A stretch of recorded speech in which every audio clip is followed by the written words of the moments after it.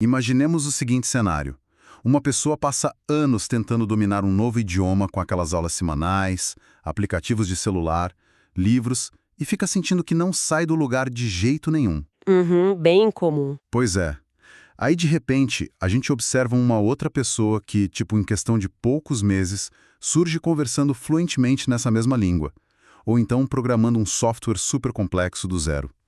A reação natural de quem está de fora é apontar e gritar que é genialidade pura, sabe? A gente diz, nasceu com um dom. Com certeza. É como assistir a um truque de mágica. A gente só vê o resultado final e já presume logo que tem algum poder sobrenatural envolvido ali. Exato. Mas olha, essa é uma ilusão muito comum e, de certa forma, extremamente reconfortante. A nossa visão binária do aprendizado, aquela ideia de que ou se tem o talento inato ou não se tem, serve como um excelente mecanismo de defesa. Para tirar o nó da reta, né? Total. Se a habilidade extraordinária daquela pessoa é um dom mágico e inatingível, então, nós estamos isentos da responsabilidade de tentar. O talento vira meio que um escudo contra a frustração. Faz todo sentido. Mas é justamente esse escudo que as anotações do nosso mergulho profundo de hoje vêm estilhaçar. Quando a gente analisa a fundo a estrutura do chamado ultra-aprendizado, essa mágica evapora bem rápido. Evapora mesmo. O que sobra não é feitiçaria ou um QI fora da curva, mas sim um projeto arquitetônico. Então a nossa missão hoje com a nossa audiência é investigar as engrenagens desse processo. A gente quer provar que dominar habilidades complexas de forma acelerada é uma questão de engenharia lógica e não de loteria genética. E a base dessa engenharia começa por identificar o verdadeiro inimigo logo de cara. O maior obstáculo para adquirir uma habilidade nova não é a complexidade da física quântica ou uma gramática impenetrável de um idioma asiático. O vilão absoluto é a inércia. A inércia somada à ambiguidade, certo? Isso. É aquela falta de clareza inicial que gera uma sobrecarga cognitiva tão grande que a pessoa simplesmente desiste nos primeiros dias. Ela é esmagada pela sensação de que a montanha é alta demais. E aquela preguiça mental de não saber por onde começar. Exatamente. Aprender de forma estruturada cria um sistema que blinda a mente contra essa inércia. É uma habilidade que gera um ciclo virtuoso. Vencer a primeira barreira complexa recalibra a confiança para qualquer desafio futuro. Só que, para quebrar essa inércia, a vontade pura não basta. Não adianta acordar motivado, sair correndo pela porta da frente, sem destino, e achar que vai chegar a algum lugar. É tipo fazer as malas para uma viagem. É uma ótima analogia. Se você não sabe para onde vai faltar item essencial no meio do caminho. É preciso ter um mapa da mina, uma definição cristalina do que exatamente está sendo buscado. E é aqui que o passo 1, a definição de escopo, muda tudo. O nosso material traz uma observação crucial sobre como a imprecisão é uma armadilha enorme. O cérebro humano lida muito mal com metas vagas porque elas parecem infinitas, sabe? Estabelecer o objetivo de, aprender mandarim, por exemplo, é uma receita infalível para o fracasso. Porque o mandarim abrange milênios de história, né? Nossa, sim. Literatura clássica, milhares de ideogramas, um monte de nuances dialetais. A mente olha para isso tudo e simplesmente entra em colapso. No entanto, se o escopo for reduzido para aprender mandarim o suficiente para manter uma conversa de 15 minutos sobre assuntos do dia a dia, aí o cenário muda de figura. Vira uma coisa tangível. Vira um sistema fechado e atacável. A ambiguidade desaparece. É a diferença entre tentar esvaziar o oceano com um balde e decidir encher uma piscina específica. E para encher essa piscina, é preciso saber de onde a água vai vir. A pesquisa por fontes primárias é a fundação de tudo. Quem tenta pular essa fase, invariavelmente, acaba parando no meio do caminho, percebendo que está estudando o material errado. O que é um atalho direto para a desmotivação, né? Essa pesquisa inicial exige muito pragmatismo. Trata-se de definir cirurgicamente quais livros, tutoriais ou cursos serão utilizados, eliminando o ruído todo. E tem aquela técnica fascinante que as fontes mencionam, o método da entrevista com especialistas. Ah, essa técnica é fantástica. Em vez de tentar adivinhar o melhor caminho e quebrar a cabeça sozinho, a estratégia é procurar ativamente em fóruns ou pessoas que já trilharam aquela rota exata e perguntar, tipo, quais foram os piores gargalos ou o que seria inútil estudar no começo. Isso mapeia o terreno perfeitamente e já ajuda a definir como esse conhecimento teórico vai ser testado na prática o mais rápido possível, tirando a coisa do vácuo acadêmico. Exato, jogando para o mundo real. Certo, então o mapa está vizinhado, a mala está pronta, mas há um abismo enorme entre ter a intenção de estudar e efetivamente encontrar espaço na rotina. Especialmente porque as rotinas do pessoal que nos ouve costumam ser caóticas e super imprevisíveis. Sem dúvida, o fator tempo é o passo 2. E como a gente encaixa essa arquitetura na matemática implacável das 24 horas de um dia? O texto fala bastante sobre a diferença entre blocos curtos e blocos longos de estudo. Como decidir isso? Olha, a decisão de como fatiar o tempo não deve ser aleatória. Tem que ser baseada na natureza da habilidade e em como a nossa neuroplasticidade funciona mesmo. A ciência cognitiva mostra que a consistência supera massivamente aquele estudo de ocasião. Aquela ideia de estudar só quando sobrar um tempinho é super ineficaz. Não funciona, né? Não. Para tarefas de memorização pura, tipo absorver vocabulário ou decorar fórmulas, o cérebro se beneficia incrivelmente do espaçamento. Blocos curtos, assim de 20 ou 30 minutos, distribuídos ao longo de vários dias, permitem que o sono faça a consolidação neural dessas informações. Mas enquanto isso, para tarefas mais densas, o buraco é mais embaixo. Com certeza. Habilidades que exigem construção de lógica, como programar um software do zero ou escrever um ensaio complexo, têm um custo altíssimo de aquecimento cognitivo. A mente leva tempo para carregar todas as variáveis ali na memória de trabalho. Então tentar programar em intervalos de 15 minutos no ônibus. É completamente inútil. Nesses casos, blocos longos e ininterruptos de várias horas são mecanicamente necessários para atingir aquele estado de fluxo, sabe? Ah, entendi. E o material sugere um mecanismo de segurança maravilhoso para essa fase de planejamento. A ideia de testar a viabilidade da agenda. Porque é muito comum a gente ser vítima daquele otimismo irrealista de domingo à noite. Sabe como é? A promessa é acordar às 5 da manhã todos os dias, malhar e estudar física quântica. Nossa, quem nunca? E aí a realidade da terça-feira chuvosa cobra conta rapidinho. Exatamente. Fazer um teste prático do cronograma por uma semana inteira, antes de se comprometer oficialmente com um projeto longo de meses, é meio que uma vacina contra a culpa. Se a rotina se mostrar exaustiva e insustentável no teste, a rota é recalibrada sem aquele peso enorme do fracasso. Perfeito. O planejamento funciona como um preparo psicológico mesmo. A logística está montada e o horário está protegido. Mas, olha, sentar na cadeira com o livro aberto não é sinônimo de aprendizado real. É aqui que entra o maior perigo de todo o processo no passo 3, a execução.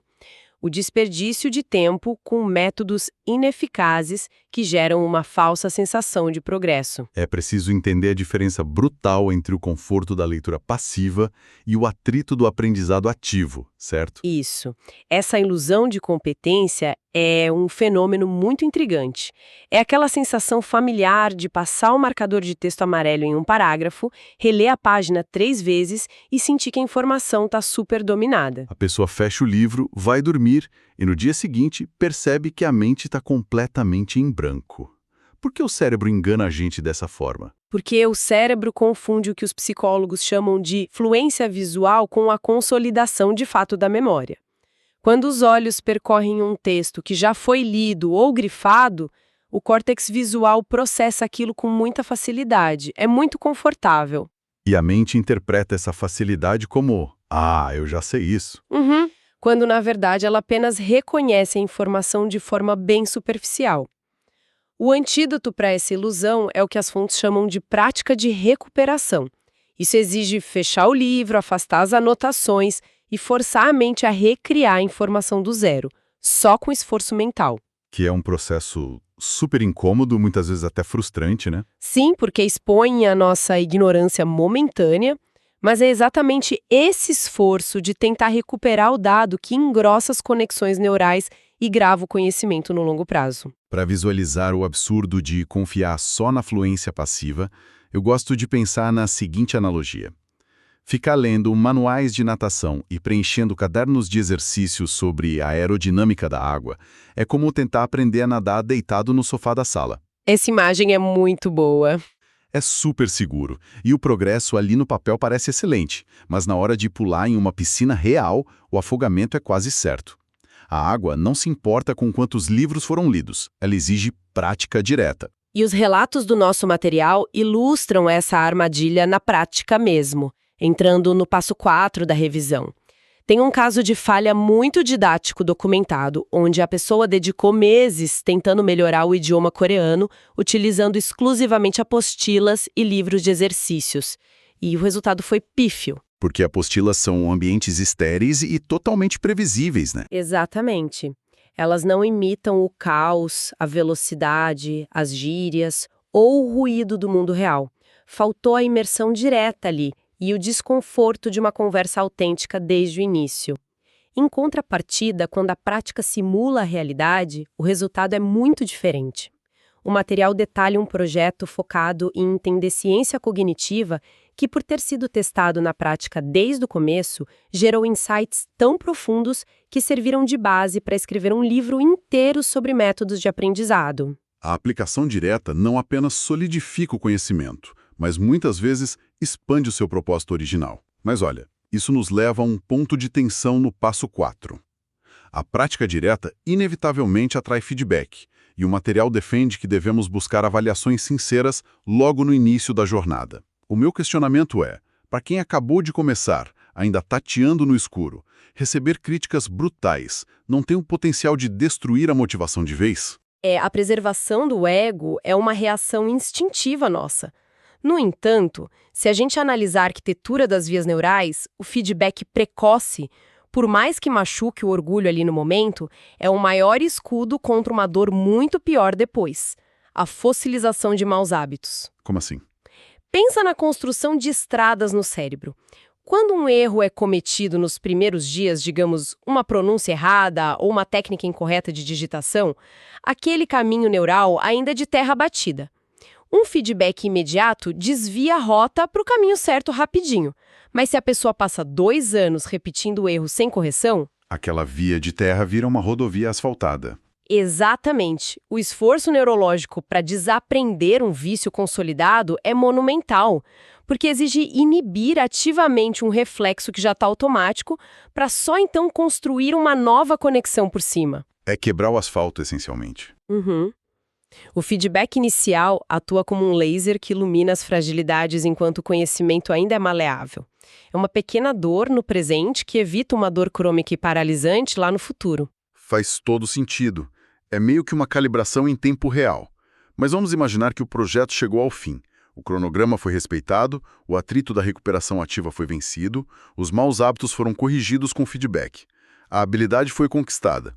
Só que a natureza impõe um pedágio contínuo no passo 5, não impõe? Impõe sim.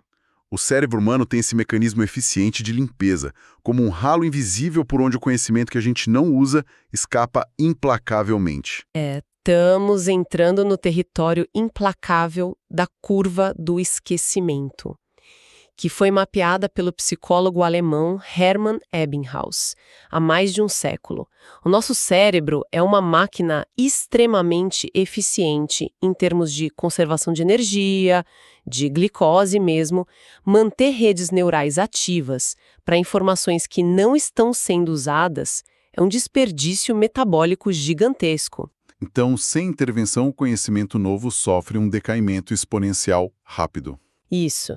Aquelas conexões murcham e isso obriga a pessoa a tomar uma decisão super estratégica no exato minuto em que o projeto de aprendizado se encerra.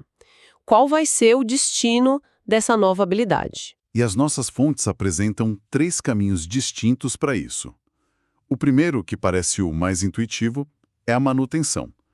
Se o ralo está sempre aberto, a solução é pingar um pouco de água continuamente. Criar um hábito de contato mínimo, né? Exato. O material até exemplifica isso com o desafio de manter múltiplos idiomas vivos. A solução não é ficar estudando gramática todo dia, mas garantir, meia hora de conversa com falantes nativos uma vez por semana.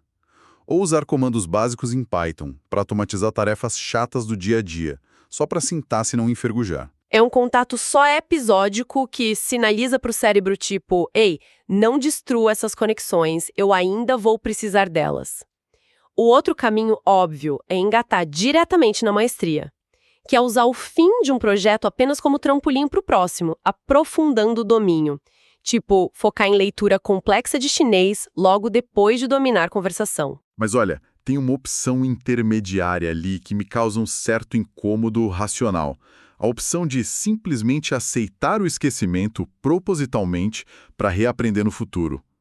Eu confesso que deixar um conhecimento arduamente conquistado simplesmente desaparecer me soa como um desperdício terrível de todo aquele suor inicial. Por que alguém faria isso? Eu entendo perfeitamente. É o nosso instinto de acumulação falando alto. A gente quer guardar tudo para sempre. Mas o argumento central aqui é sobre a economia de energia cognitiva a longo prazo, sabe?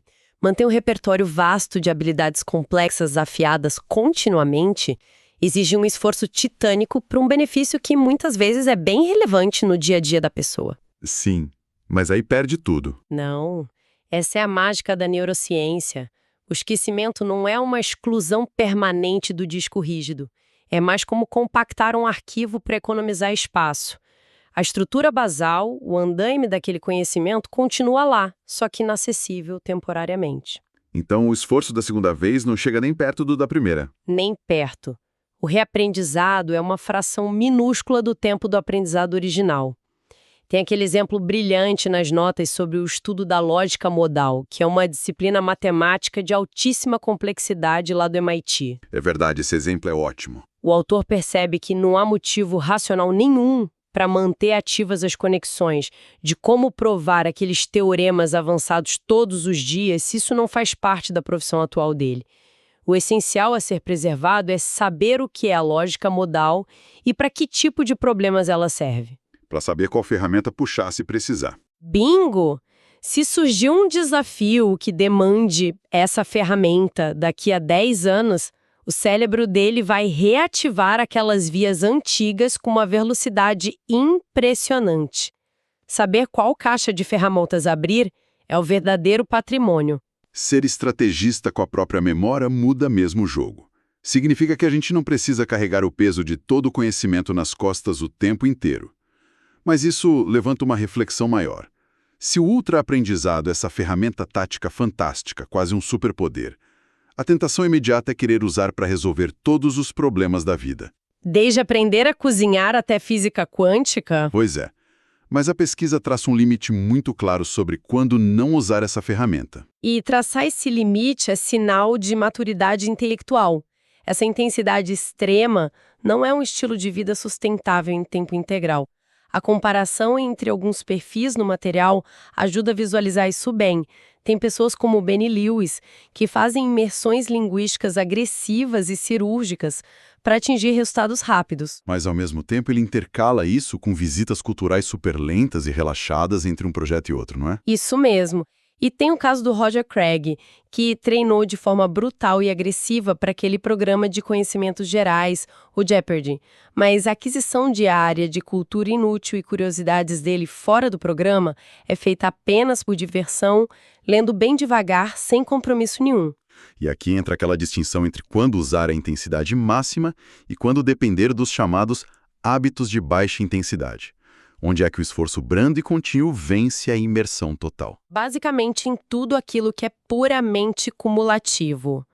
Se a sua meta é só expandir o vocabulário em uma língua que você já domina, ou entender o contexto histórico geral de uma época, ler umas 20 páginas por noite de forma tranquila funciona de forma perfeita. O conhecimento vai só se depositando em camadas, sabe? O ultra-aprendizado brilha de verdade quando há muito atrito envolvido. Quando a tarefa exige corrigir rotas mentais ou movimentos físicos profundos, como exemplo da pronúncia que a gente falou. Perfeitamente. Melhorar o sotaque em um idioma estrangeiro não é apenas sobre acumular vocabulário. É uma luta física mesmo.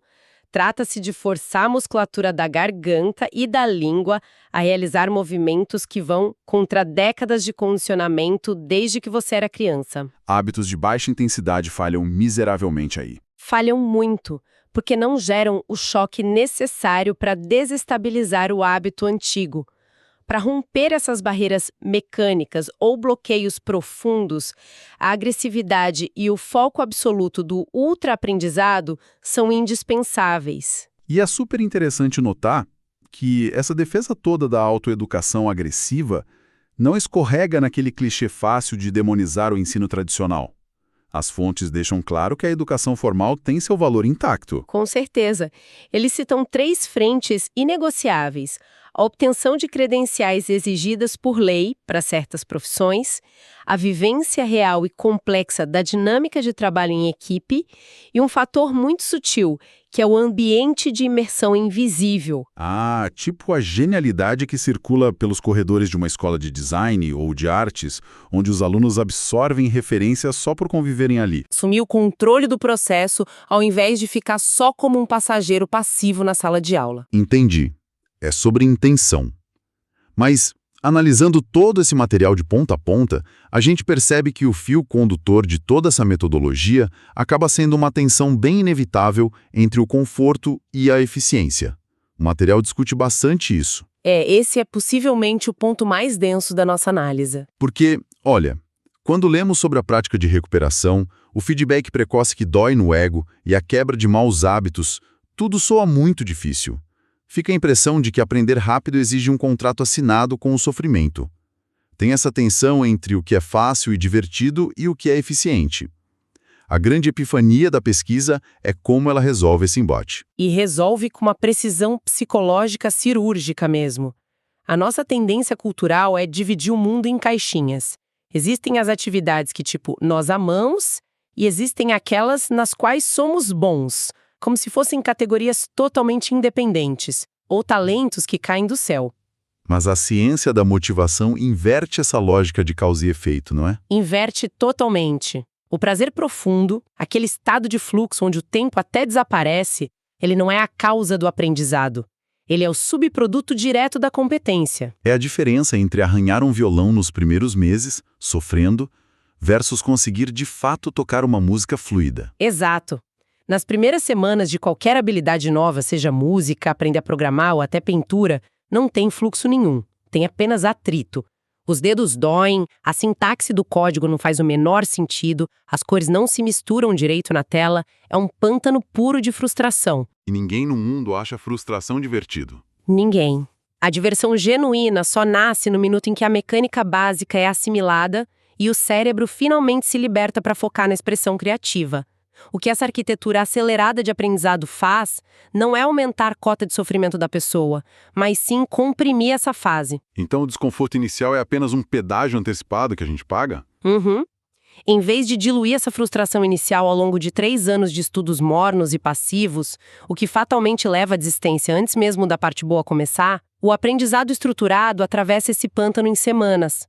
Ele simplesmente catapulta a mente para um platô de competência muito mais rápido. Onde a habilidade se torna automaticamente um prazer. Sim, e uma vez que essa competência se estabelece, o domínio da ferramenta passa a gerar curiosidade, inovação e, finalmente, paixão. A eficiência não mata a diversão, ela fura a bolha e é o atalho direto para ela. Essa inversão de perspectiva é extremamente poderosa. Transforma a visão da dificuldade de uma punição sem fim para um mero investimento de curto prazo. Fechando o cerco do nosso mergulho profundo de hoje, abandonar a ideia do talento mágico e adotar a engenharia dos 5 passos lógicos é o que realmente expande o leque de oportunidades da vida. Assumir as rédeas da própria autoeducação, né? Exato, em vez de esperar timidamente à margem. Desde definir um escopo que não amedronte, respeitar a logística cognitiva do tempo para blocos curtos ou longos, forçar a recuperação ativa contra a ilusão da fluência, até calibrar a rota com feedbacks dolorosos logo de cara. E claro, decidir de forma muito consciente o que fazer com a habilidade quando a curva do esquecimento ameaçar apagar o quadro todo. Perfeito. No fim das contas, não se trata de decorar fatos para passar em uma prova. Trata-se de construir a capacidade de não ficar dependendo que o mundo traga a informação mastigada o tempo todo. Com certeza.